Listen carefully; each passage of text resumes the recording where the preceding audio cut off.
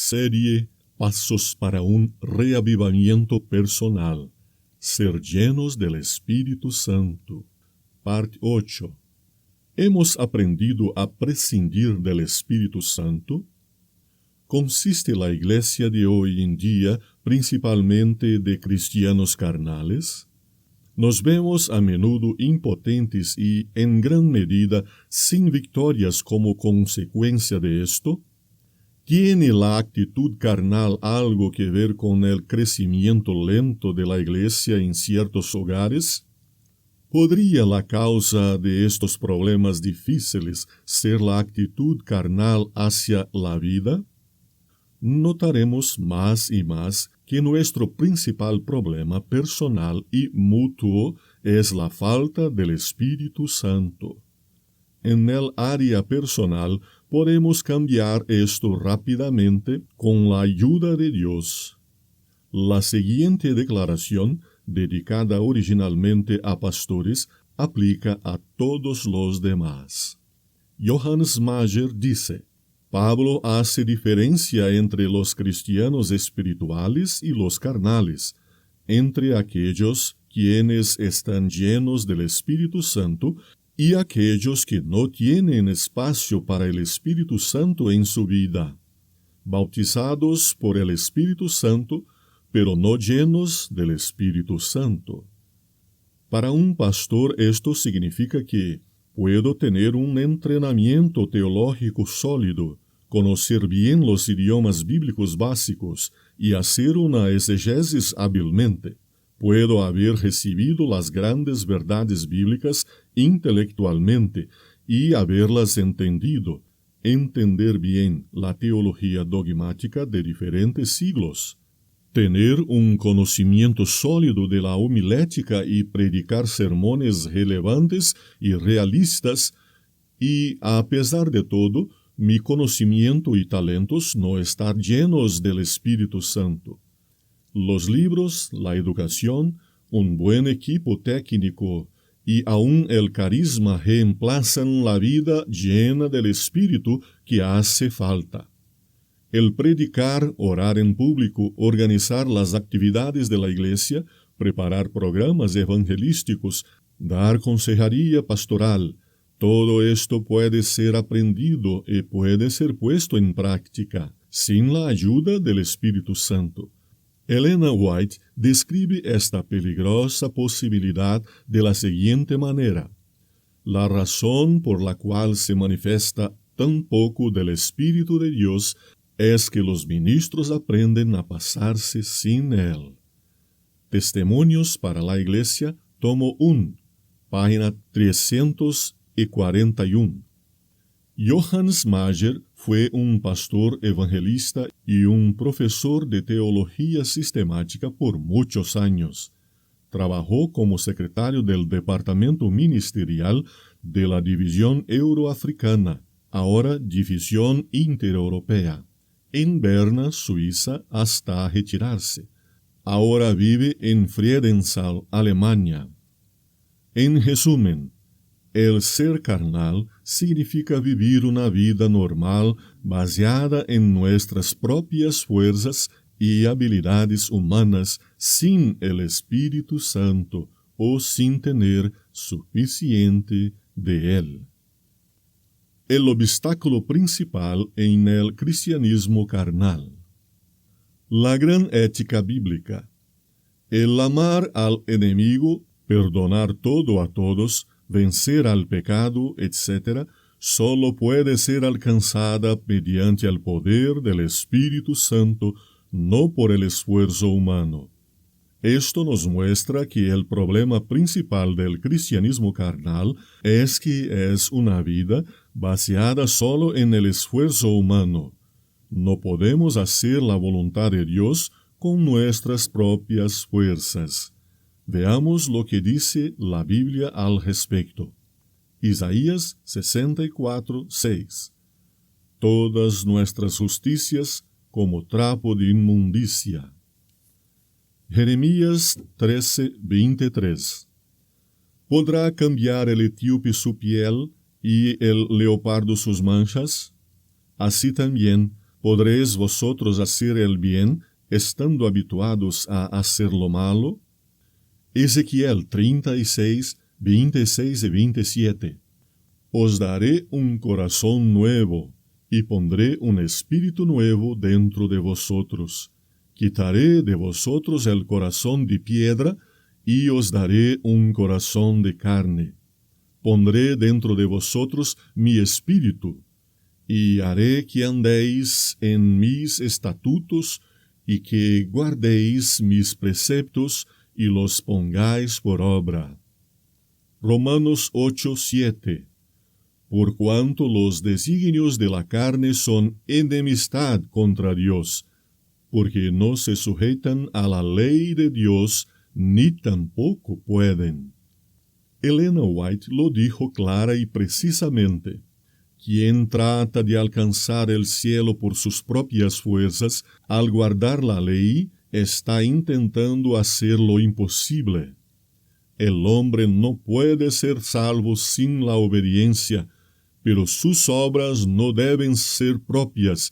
Cristo debe obrar en él el querer y el hacer por su buena voluntad. Review and Herald, 1890. Creo que estas referencias muestran contundentemente que no somos capaces de hacer la voluntad de Dios sin el Espíritu Santo. Debemos decidir hacer la voluntad de Dios siempre, y Dios nos dará la fortaleza para hacer lo que nos ha pedido. Esta es precisamente la doctrina de la justificación por la fe que nos da libertad.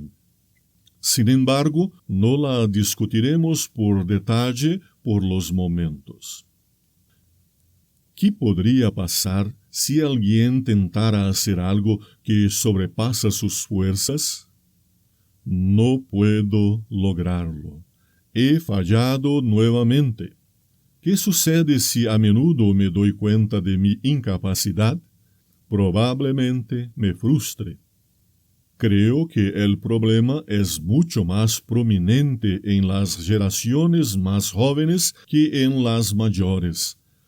Las personas mayores están acostumbradas a tener un mayor sentido del deber, a someterse en la familia, en la escuela y en el trabajo.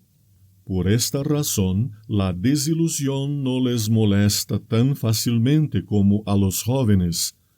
Pero el problema se presenta por igual en jóvenes y viejos, con la diferencia que los jóvenes lo sienten más rápidamente.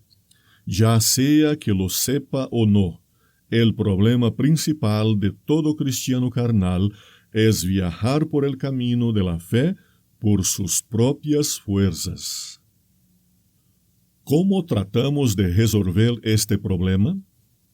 Por un lado, una persona puede orar más intensamente, pidiéndole ayuda a Dios y decidir esforzarse aún más.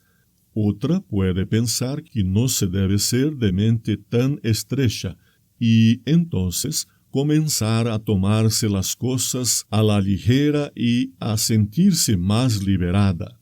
Aún otra puede abandonar su fe por completo y luego puede incluso sentirse mejor. El único problema es que estas aparentes soluciones son falsas soluciones porque las consecuencias vendrán tarde o temprano. Andamos en el camino correcto cuando tomamos en serio los mandatos divinos que nos fueron dados por amor y para nuestro propio bien. Sin embargo, necesitamos la fuerza divina para hacerlo. Por lo tanto, vivamos en el poder del Espíritu Santo. Nuestra felicidad aumentará. Estaremos motivados y tendremos suficiente energía para tomar buenas decisiones. Los frutos del Espíritu Santo se manifestarán en nuestro carácter y podremos resistir las tentaciones. El problema principal.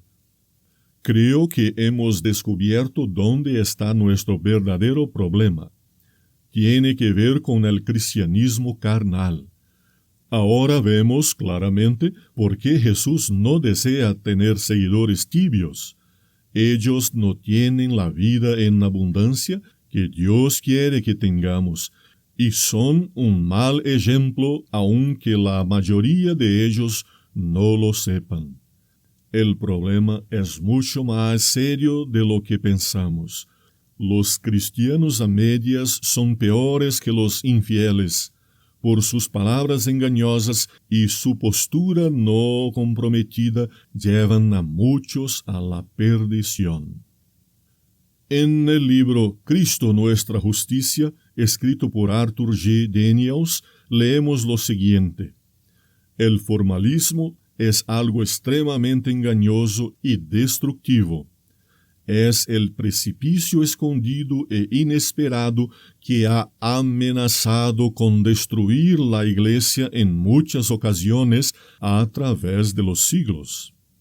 Pablo nos advierte que esta apariencia de piedad, 2 Timoteo 3:5, sin el poder de Dios, sin ser llenos del Espíritu Santo, sería uno de los peligros de los últimos días y nos amonesta a no dejarnos llevar por esta actitud cómoda y engañosa. Calmateras na manhã linda e clara, quando a vestrina foge a escuridão, mais bela entanto a divinal promessa: estou contigo, mesmo em solidão.